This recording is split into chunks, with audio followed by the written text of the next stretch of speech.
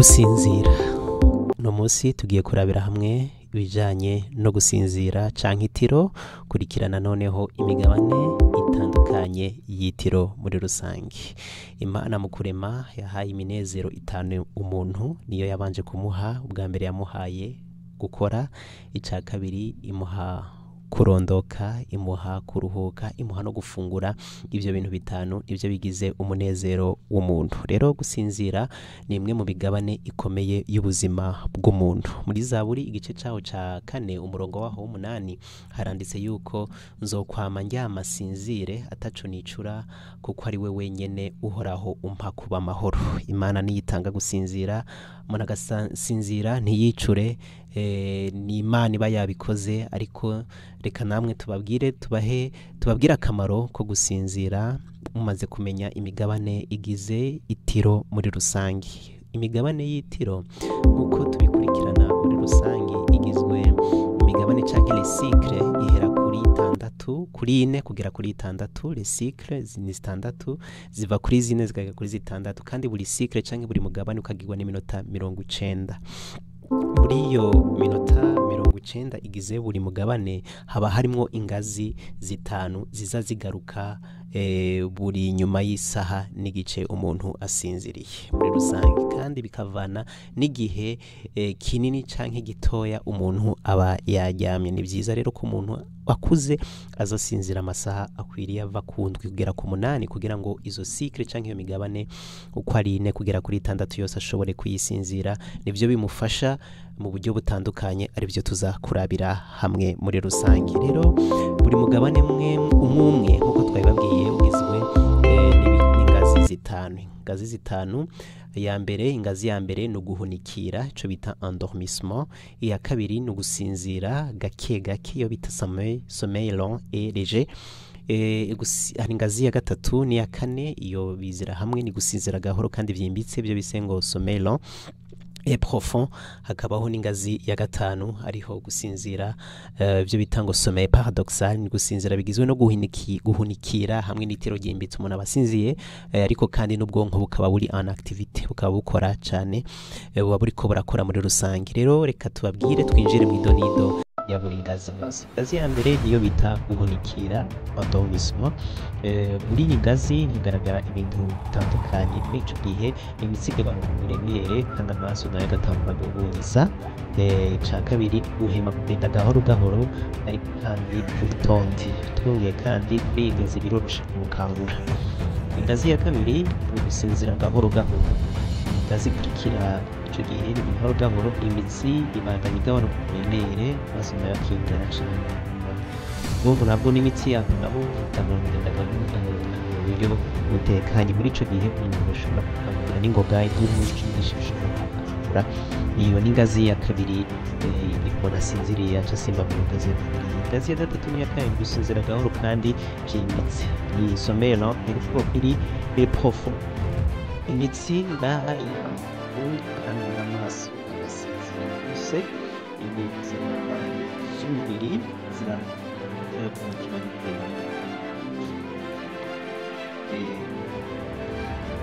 cyane.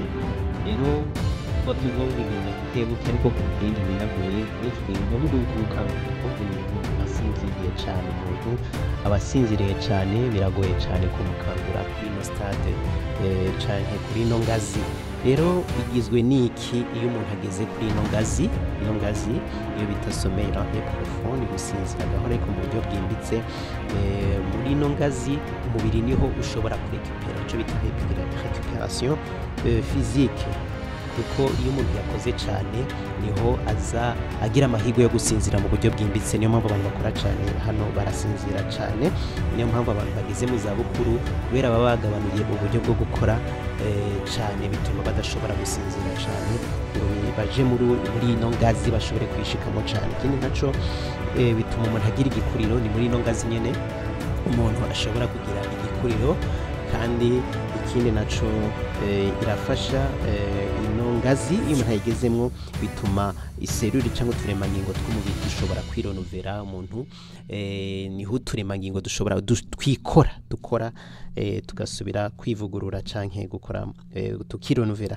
Ikindi naco ifasha mu kugwanya ama infection atandukanye. Muri no ngazi niho umuntu yasinzira cyane bwimbitse hari ubwanda adashobora gufatwa bworoshe, niyo mpamvu gusinzira ari byiza cyane. Ikindi naco nuko hariho haba ico bita amasécrétion d'hormones ni inkabuzo z'umubiri, niko kanya ziba zironse ko gushobora kwinagura no kwivugura muri rusange. Hama ibice by'umubiri bitandukanye by'ubwonko biba biriko birakora, biba bikora buke buke cyane, n'ubwonko nico gihe buronka akaruhuko kuko niho umuntu abasinziriye mu buryo bwimbitse. Rero uno mugabane canke ino ngazi izigaruka buri minota 90 izigaruka, ariko hari igihe itagaruka bitewe n'igihe umuntu aba yaryamiye n'igihe aba yavyukiye. Uko umuntu aryama amasaha menshi niko aza no mugabane uzugaruka kenshi, umuntu akashobora gusinzira mu buryo bwimbitse.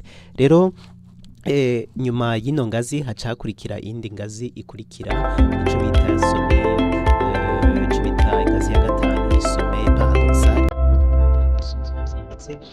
bifatanije kandi no guhunikira. Ico gihe imitsi iba yasinziriye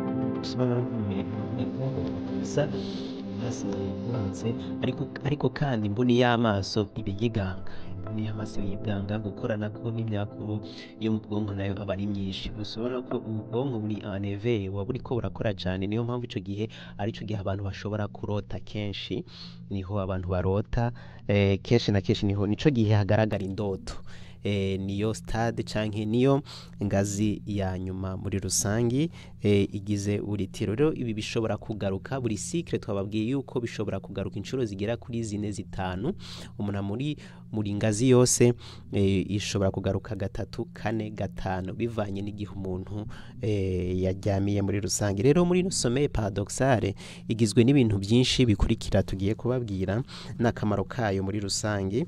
Muri ico gihe twababwiye yuko akamaro kayo nico gihe umuntu aba yaryamye mu buryo bwimbitse, ariko ibikorwa by'ubwonko biba biri très rapide, biba ari byinshi. Niyo mpamvu umuntu ushanga muri ico gihe umuravye mu mboni y'amaso usanga amaso ariko aranyiganga muri rusange. Akamaro kuno mugabane niho umuntu ashobora kurekipera cyane ibyo umuntu yaciyemwo, ibyo umuntu yabayemwo, amasomo wize, ibintu byose wize n'ibindi bitandukanye. Nico gihe biba bifasha akanya ko kwinjira mu bwonko kugira ngo uzoshobore kubyibuka ibyo wize, ibyo waciyemwo. Twababwiye ko ari ico gihe umuntu arota, nico gihe umuntu arota, kandi nico gihe umuntu yanariza canke agenzura ibyo yaciyemwo byose muri ako kanya, kandi niho ashobora gufata ibintu yagiye acamwe bitandukanye bikaguma mu bwonko.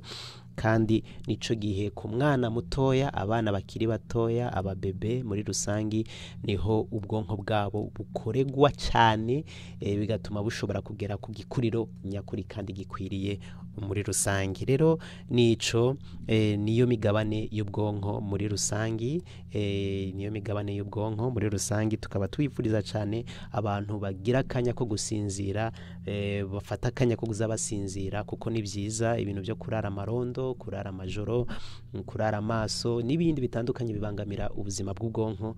Reka Imana ibafashe, ibagirire neza, ibahe gukunda kuryama ni byiza, kandi buri muntu wese abihe agaciro kugira ngo ubwonko bwiwe bukore neza kandi ashobore kugira akamaro. Turababwiriye mu biganiro bikurikira ingorane zo kudasinzira, nibibangamira ubwonko, nibituma abantu badasinzira muri kino gihe.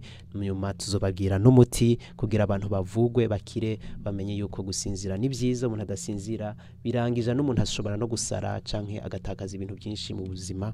Reka buri wese agira imigabo yo kuzafata akanya ko gusinzira. Gukora ni byiza, ariko no gusinzira nabyo umuntu muze mubiha akanya. Ikiruhuko kirakenewe mu buzima. Reka Imana ibagirire neza. Ni bene data bakora igikorwa c'ikanguro n'ubugorozi canke ivugura n'ubugorozi, musanzwe mudukurikirana ku mbuga zitandukanye, haba ku muntu muzima, haba n'ikanguro n'ubugorozi, haba n'ivugurura n'ubugorozi, aho hose muradusanga. Reka Imana nyina amahoro ibahe kugubwa neza mu izina rya Yesu.